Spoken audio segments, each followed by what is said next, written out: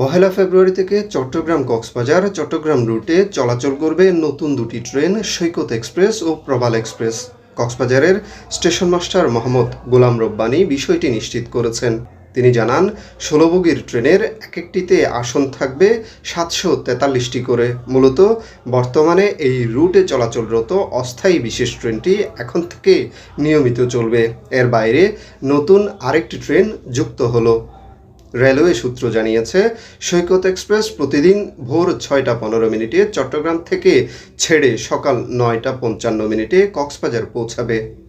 প্রবাল express ট্রেনটি সকাল ১০টা ৩৫ কক্সবাজার থেকে ছেড়ে বেলা ২টা ১৫ চট্টগ্রাম স্টেশনে পৌঁছাবে।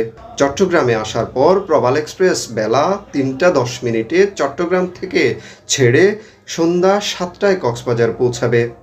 সৈকত এক্সপ্রেস ট্রেন রাত ৮টা ১৫ কক্সবাজার থেকে ছেড়ে রাত ১১টা ৫০ চট্টগ্রাম রেলওয়ে স্টেশনে পৌঁছাবে।